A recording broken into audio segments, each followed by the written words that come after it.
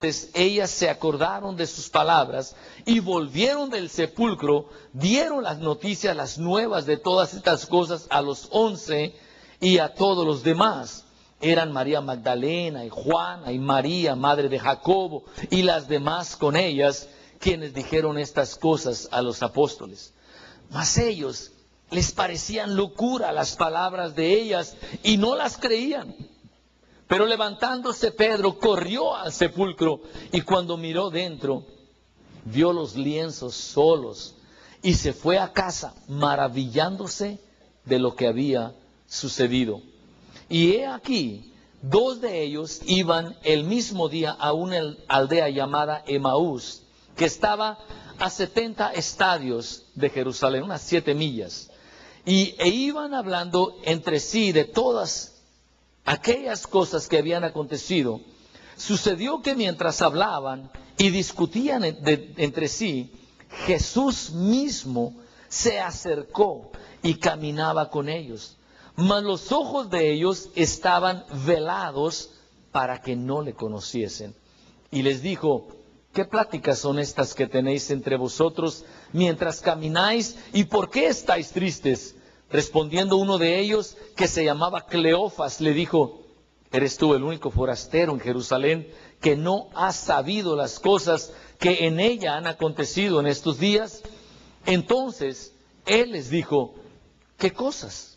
Y ellos le dijeron: de Jesús Nazareno, que fue varón profeta, poderoso en obra y en palabra delante de Dios y de todo el pueblo.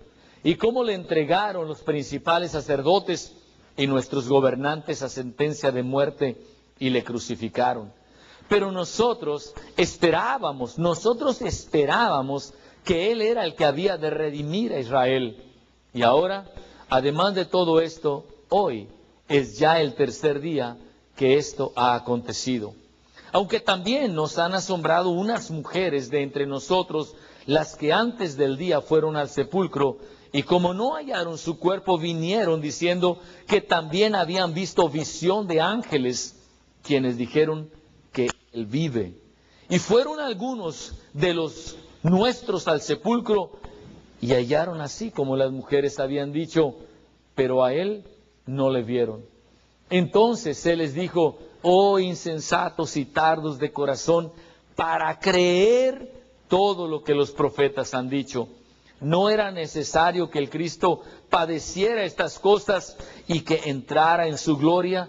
Y comenzando desde Moisés y siguiendo por todos los profetas, les declaraba en todas las Escrituras lo que de Él decían.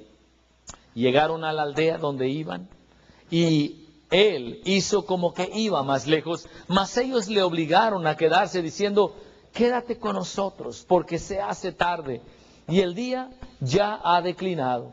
Entró pues a quedarse con ellos, y aconteció que estando sentado con ellos a la mesa, tomó el pan y lo bendijo y lo partió y les dio. Entonces les fueron abiertos los ojos y le reconocieron, mas Él se desapareció de su vista.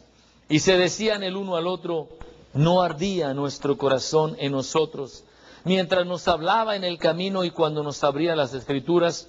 Y levantándose en la misma hora, volvieron a Jerusalén y hallaron a los 11 reunidos y a los que estaban con ellos, y que decían: ha resucitado el Señor verdaderamente y ha aparecido a Simón.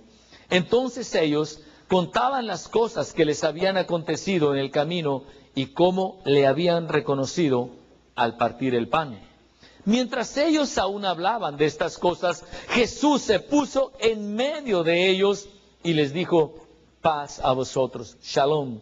Entonces, espantados y atemorizados, pensaban que veían espíritu.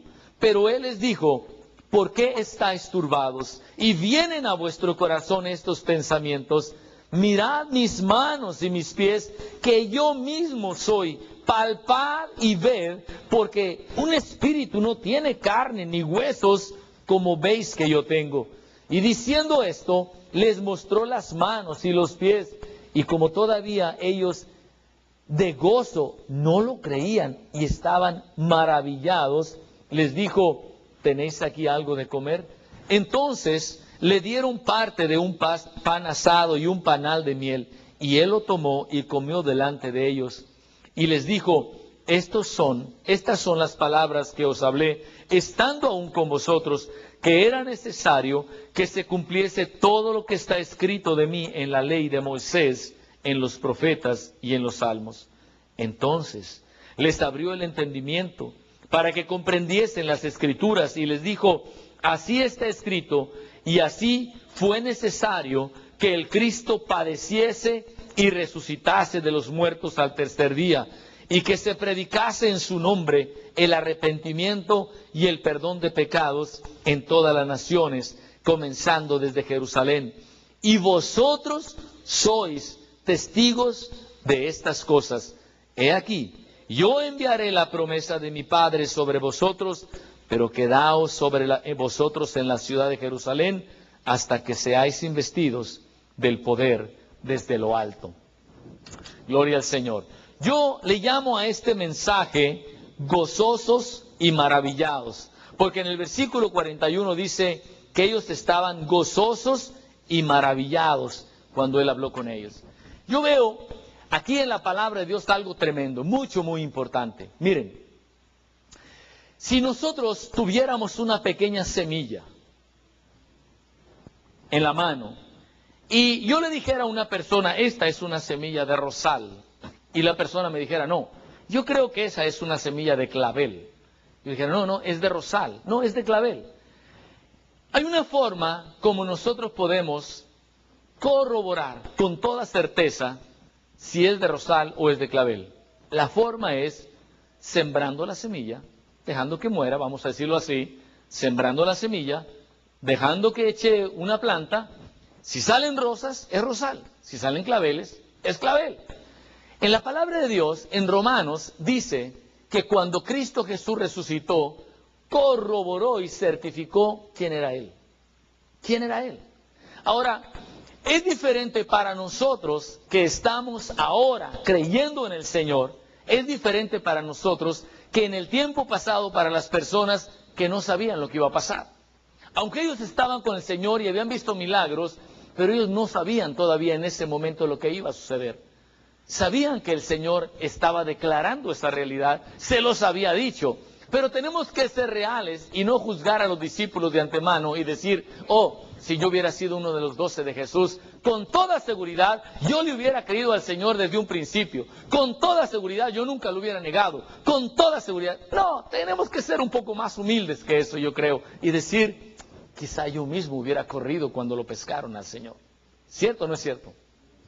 Pero ahora nosotros vivimos otra realidad. Ellos ya están viviendo otra realidad. Venimos aquí a la palabra de Dios y encontramos que estas personas, una tras otra, vemos en la palabra de Dios, que ellos ahora era otra realidad.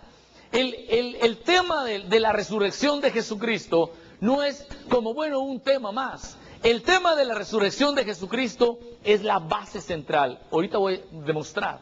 O sea, un grupo de 12 personas y luego un grupo de 120 personas llevaron a todo el mundo conocido en aquel entonces y 20 siglos después el mensaje de que Cristo resucitó.